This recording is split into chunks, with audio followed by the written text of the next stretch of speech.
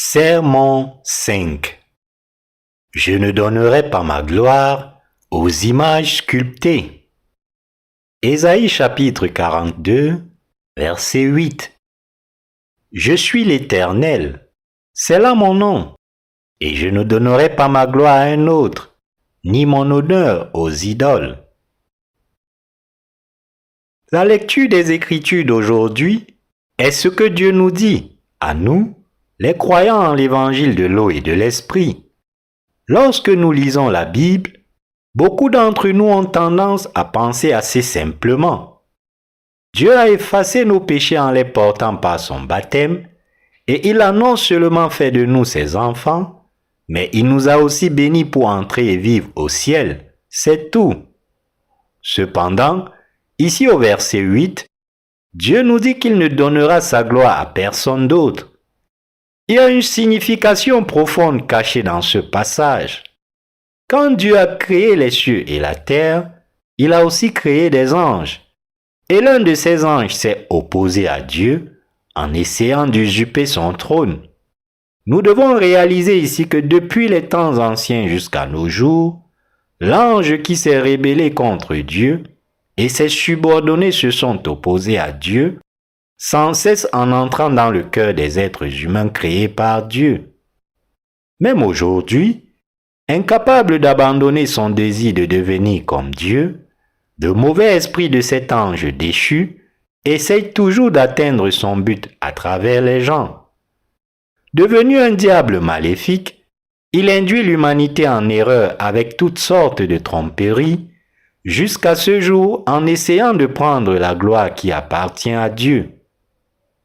Même si l'ange déchu se dresse toujours contre Dieu comme cela, Dieu ne l'a pas éradiqué par sa puissance. Au lieu de cela, il a accordé son amour juste aux êtres humains pécheurs, a accordé le salut à ceux qui croient en cet amour et les a amenés à le louer et le glorifier. Et Dieu l'a montré à l'ange déchu. Dieu a voulu démontrer par cette œuvre de salut qu'il est bien le vrai Dieu et qu'il ne manque de rien pour recevoir la gloire de toutes ses créatures. En d'autres termes, en donnant la justice du salut à l'humanité sur cette terre, par l'évangile de vérité de l'eau et de l'esprit, Dieu nous a sauvés de tous nos péchés et nous a amenés à le louer. Avec cette œuvre, Dieu a manifesté qu'il est le vrai Dieu. Dieu a révélé sa gloire divine, sa toute-puissance et sa justice. Et il a démontré qu'il est le vrai roi de l'amour, le vrai berger et le vrai Seigneur. Il a montré que personne ne peut prendre sa place par la force. À travers vous et moi, les croyants en l'évangile de l'eau et de l'esprit, Dieu a démontré sa grandeur à ses adversaires. En tant que tel, Dieu veut maintenant recevoir la gloire de toutes ses créatures.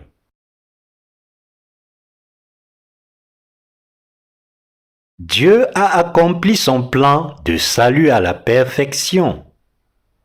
Notre Dieu est si puissant que pour sauver l'humanité des péchés, il a planifié le salut éternel et l'a accompli tranquillement. Même si Dieu a travaillé tranquillement pour réaliser son plan, il a accompli si parfaitement qu'il n'y a rien à retravailler. Le salut de l'humanité a été réalisé par l'œuvre que Jésus-Christ a accompli avec son eau et son sang au cours de ses 33 années de vie sur cette terre. Une si grande partie de ce que font les êtres humains se heurte à tant de problèmes qu'ils doivent le faire à nouveau. En revanche, l'accomplissement du plan de Dieu était totalement sans faille, au point près. Quand Jésus est venu sur cette terre, il y a 2020 ans, il a porté tous les péchés de ce monde une fois pour toutes, et il a fait en se faisant baptiser par Jean-Baptiste. En raison du baptême que Jésus-Christ, Dieu lui-même, a reçu de Jean-Baptiste, il est devenu impossible pour les êtres humains d'avoir le péché dans leur cœur. C'est parce que Jésus a porté tous les péchés de l'humanité par son baptême et les a enlevés de nos cœurs. Tout le monde ne se rend pas compte parce que les gens sont maintenant trompé par l'ange qui s'est opposé à Dieu et l'a défié il y a longtemps. Cet ange menace l'humanité en lui disant: tu es coupable, tu seras condamné pour tes péchés. En fin de compte, c'est une tromperie. Cependant, alors que l'adversaire de Dieu peut être capable de tromper les gens en leur faisant croire que leurs péchés restent intacts, même si Dieu les a tous effacés, il ne peut pas rendre les 100 péchés coupables à nouveau. C'est parce que Dieu est vivant. Parce que Dieu lui-même a effacé les péchés de l'humanité comme preuve, il nous a donné la Bible, sa parole. Par conséquent, pour que les êtres humains résolvent le problème du péché dans leur cœur, ils doivent lire la parole de Dieu et écouter l'évangile de l'eau et de l'esprit. Ce n'est qu'alors qu'ils peuvent découvrir qu'ils sont sans péché. C'est parce que Jésus-Christ a été baptisé par Jean-Baptiste qu'il a non seulement été jugé à la cour de Pilate, mais aussi crucifié, versant son sang à mort pour supporter la condamnation de tous les péchés de l'humanité. Il a fait parce que la loi de Dieu dit que le salaire du péché est la mort. En étant crucifié à mort et en ressuscitant d'entre les morts, Jésus-Christ a accompli son œuvre d'effacer nos péchés. Et Dieu a veillé à ce que ce salut et la rémission des péchés que Dieu lui-même a accomplis soient à jamais efficaces pour les croyants. Jésus-Christ est fondamentalement Dieu lui-même. Cela signifie que Dieu a planifié et réalisé toutes ces choses pour l'humanité à la perfection. Il n'y a donc rien d'autre à faire pour que nous recevions les bénédictions du salut que de croire en la vérité du salut accompli par Dieu avec nos cœurs. Il n'y a pas d'autre moyen pour nous d'être sauvés de nos péchés que de croire au plan de Dieu. Et nous n'avons pas d'autre choix que de louer Dieu pour son plan et la vérité du salut qu'il a accompli. Nous n'avons rien d'autre à faire que de louer Dieu pour tout son plan et l'œuvre juste qu'il a faite pour nous. Nous ne pouvons que louer Dieu comme notre vrai Dieu, louer sa bonté, l'honorer, l'aimer et lui rendre toute gloire. La seule chose qui est immuable dans ce monde est le fait que Dieu lui-même nous a sauvés de tous les péchés du monde, et pour cela, Dieu ne mérite rien d'autre que la gloire pour toujours.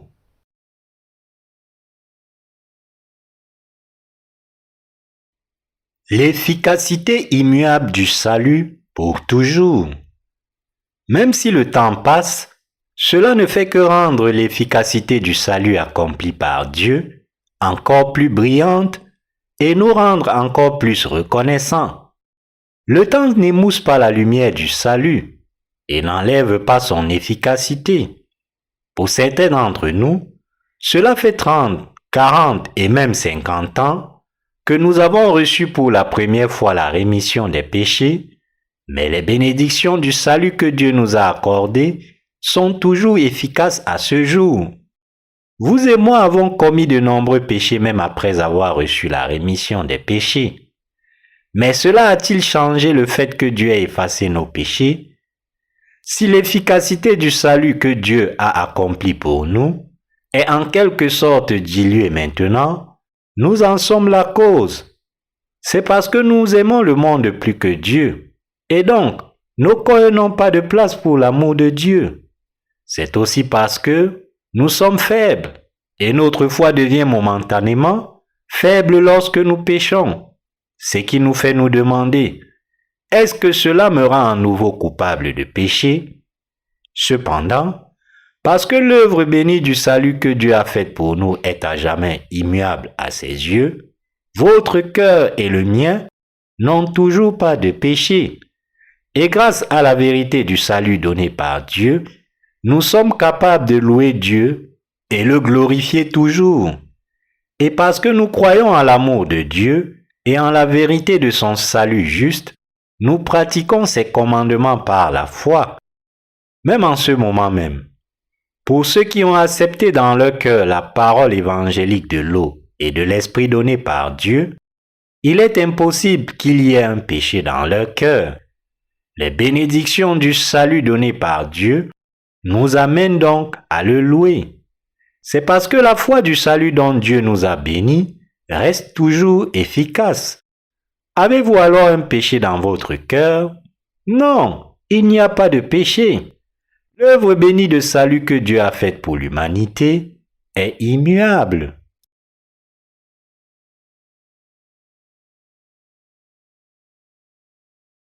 Dieu est digne de toute gloire et de toute louange. La Bible dit, « Je ne donnerai pas ma gloire à un autre, ni mon honneur aux idoles. » Ésaïe chapitre 42, verset 8. Satan pense toujours qu'il est le meilleur et incite beaucoup de gens à s'opposer à Dieu. Par exemple, un sorcier est, comme vous le savez, quelqu'un qui sert de médiateur entre les vivants et les morts. Tout en évoquant les morts, le sorcier pourrait dire quelque chose comme ceci. N'avez-vous pas quelqu'un dans votre famille qui a subi une mort injustifiée? Cet ancêtre mort veut que vous reconnaissiez sa mort injuste et apporte de la souffrance à votre foyer. Puisque vous ne vous souciez pas de lui, de son vivant dans ce monde, vous devriez réconforter son âme tout de suite. Les problèmes qui assiègent votre ménage disparaîtront alors. Les gens mettent alors de la nourriture sur l'autel pour l'esprit des morts et brûlent de l'encens. Comme cela, pour beaucoup de gens, les sorciers jouent le rôle d'un médium entre les ancêtres morts et leurs descendants vivants. Mais en réalité, ils se dressent réellement contre Dieu. Même aujourd'hui, l'adversaire de Dieu induit les gens en erreur en les induisant en adoration des démons plutôt que lui et à se soumettre à eux. Cependant, Dieu ne veut pas que sa gloire et sa louange soient données à l'ange déchu. Dieu nous dit maintenant, « Je suis Jéhovah, il n'y a pas d'autre Dieu que moi.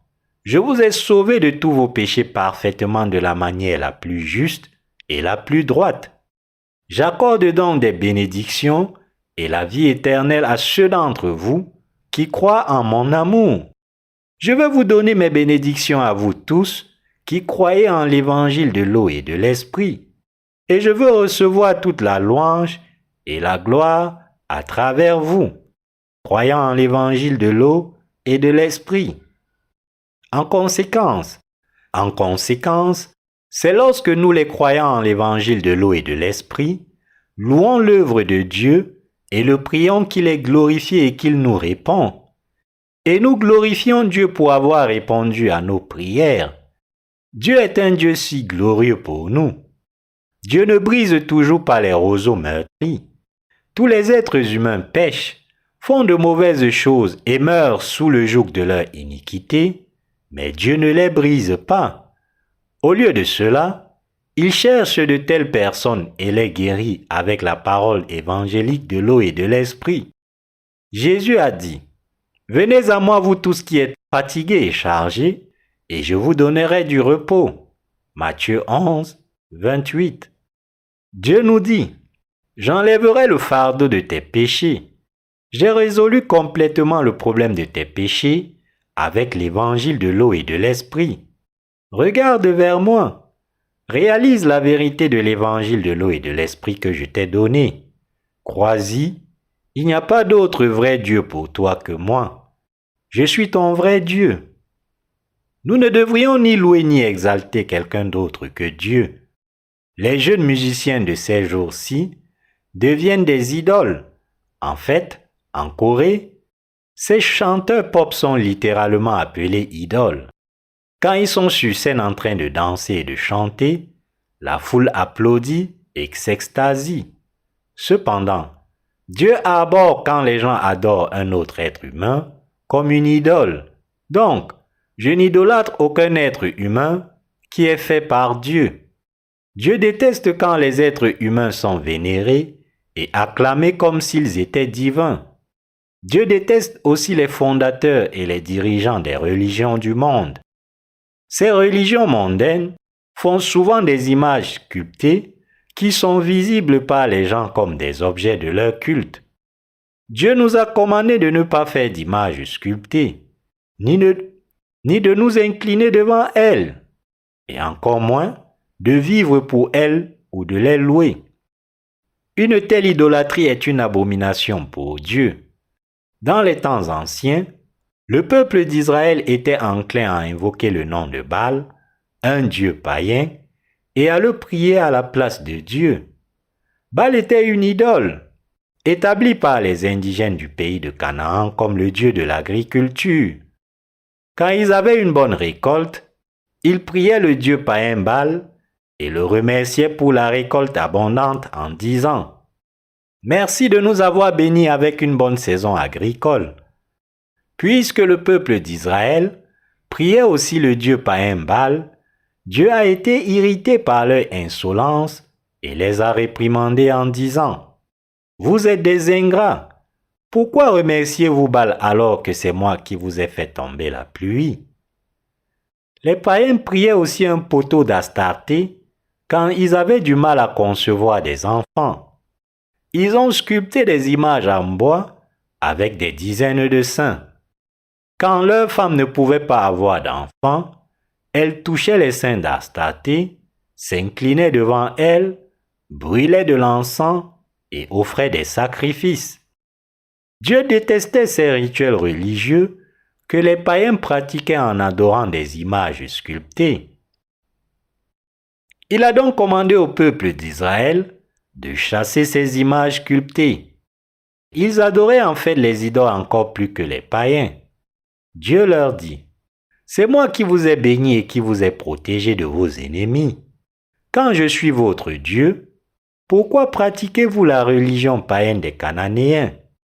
Pourquoi vous inclinez-vous et priez-vous ces idoles? Ne faites pas cela, sinon je vous punirai. » De cette façon, Dieu est un Dieu jaloux. Cependant, alors que le peuple d'Israël continuait d'être attiré par les idoles païennes et continuait à les adorer, il a fini par ternir la gloire et la louange de Dieu. Et donc, Dieu a apporté sa colère sur eux. Aujourd'hui aussi, il y a ceux qui cherchent à tester le royaume de Dieu. Depuis les années 60, l'humanité a envoyé de nombreuses fusées dans l'espace. Pour l'exploration. L'un des orbiteurs de la navette spatiale, utilisé dans les années 80, s'appelait Challenger. Dans le domaine de la génétique, certains scientifiques travaillent sur le clonage humain. Mais de telles tentatives sont des plus grandes erreurs que l'humanité fasse devant Dieu. Défier le Créateur de la manière dont il est question, c'est s'opposer à Dieu Tout-Puissant. Et donc, Dieu le déteste. Récemment, j'ai lu dans les nouvelles que les scientifiques ont expérimenté avec succès l'extraction des cellules souches d'une vache et leur culture dans des boîtes pour en faire du bœuf. Ainsi, on dit que dans environ une décennie, il serait possible d'acheter et de manger de la viande cultivée en laboratoire à partir de cellules souches. Ce type de viande sera produit dans des usines. Un laboratoire en Chine a également réussi à fabriquer de la viande cultivée artificiellement à partir de cellules souches et prévoit de la commercialiser. On dit que le goût est le même que la vraie viande. Mais aurait-elle vraiment le même goût? Puisque l'humanité a été faite de poussière, il est préférable pour les êtres humains de manger des légumes, des fruits et de la viande cultivée naturellement. Dieu dit dans Ésaïe 42, versets 8 à 9, « Je suis l'Éternel, c'est là mon nom, et je ne donnerai pas ma gloire à un autre, ni mon honneur aux idoles.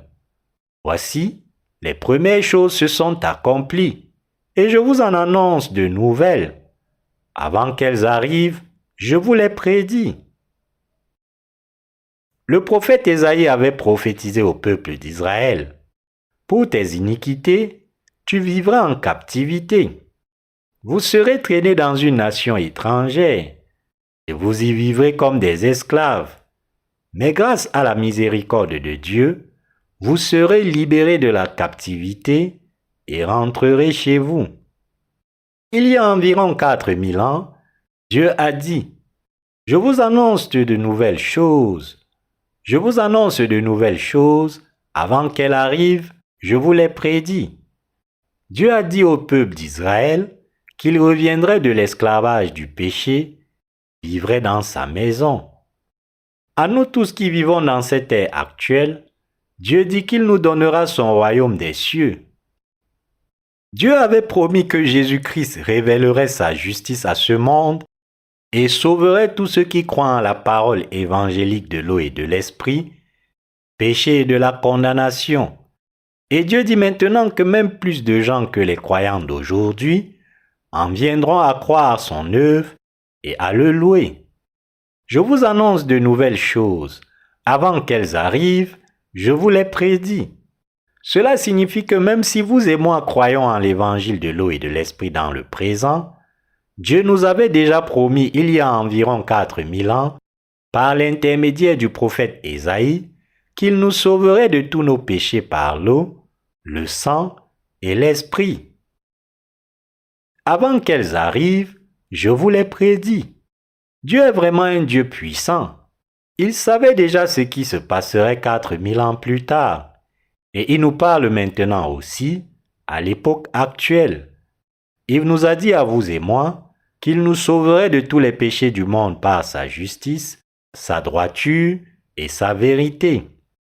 Notre Dieu est venu par l'évangile de l'eau et de l'esprit, et nous le louons et lui donnons toute gloire et action de grâce. Dieu notre Sauveur est digne de recevoir toute gloire et louange du commencement à l'éternité. Dieu seul est digne de recevoir notre louange.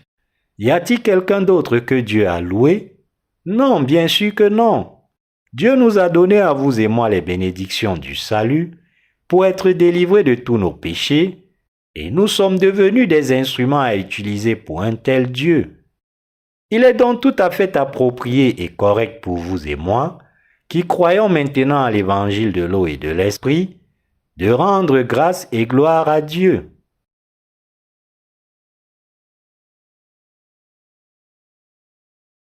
Dieu est puissant.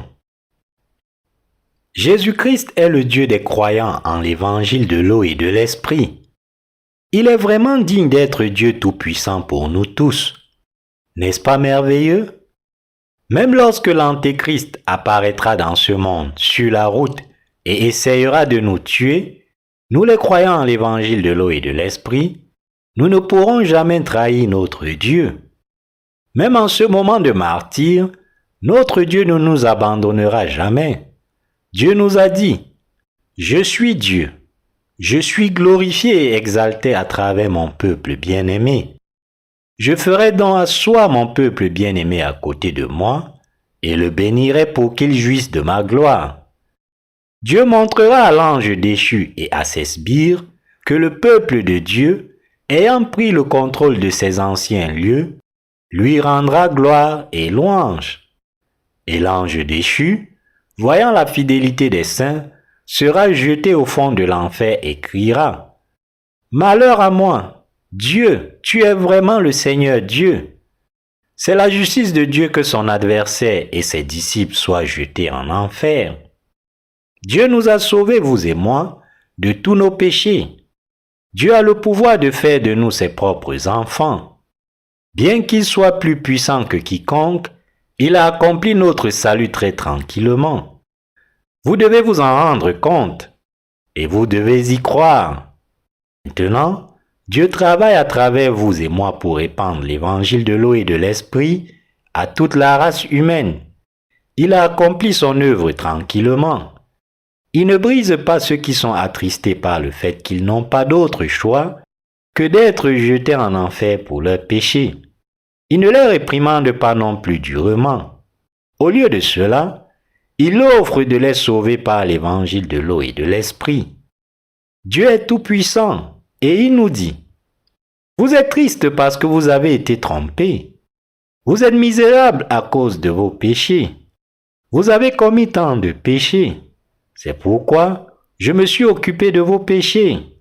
Je vous ai sauvés par l'eau, le sang et l'esprit.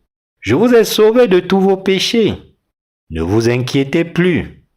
Vous serez sauvés au moment où vous croirez de tout votre cœur à l'évangile de l'eau et de l'esprit que j'ai accompli.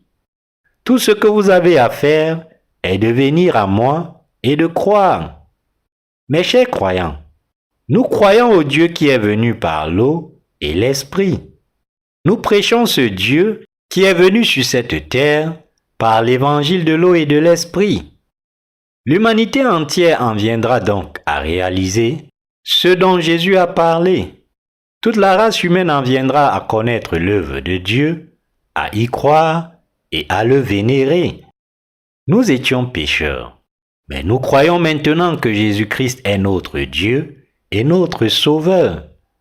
Beaucoup d'autres viendront glorifier Dieu et le louer par la même foi. Ceux qui ne le feront pas devant Dieu, en revanche, tomberont dans le bourbier de la destruction. En cette heure, nous avons ruminé sur la parole de Dieu en nous montrant à quel point il est puissant. À quel point est-il merveilleux que notre Dieu soit plein de puissance. Combien de paix et de repos cela apporte-t-il à nos cœurs? C'est tellement merveilleux. Il est absolument important pour nous de réaliser que notre Dieu nous a donné à tous non seulement le salut, mais aussi les bénédictions de la gloire éternelle. Que nous arriverait-il si notre ennemi essayait de nous retrouver et de nous tourmenter? C'est pourquoi notre Dieu est devenu non seulement notre Sauveur, mais aussi notre Roi. Il est notre souverain absolu. Dieu est le roi de l'amour et notre berger. Comme le chante un hymne, une puissante forteresse est notre Dieu, un fort qui n'échoue jamais. Notre aide, lui, au milieu du flot de maux mortels qui prévalent. C'est le Dieu en qui nous croyons. Les mots ne peuvent exprimer à quel point je suis reconnaissant que Dieu Tout-Puissant nous ait sauvés de tous nos péchés. Je suis si heureux. Parce que je crois en un tel Dieu que mon Dieu, je vis dans ce monde en paix. Je me considère si chanceux d'avoir rencontré le Dieu Tout-Puissant. Et je vis mon quotidien en remerciant mon Dieu. J'espère que vous faites de même. Comme une mère tenant fermement son bébé, Dieu embrasse tous ceux d'entre nous qui ont reçu la rémission des péchés, nous protégeant et nous bénissant. Avec notre foi, nous rendons grâce à Dieu et nous lui confions notre avenir. Nous croyons que Dieu nous conduira tous au ciel et prendra soin de nous. Alléluia.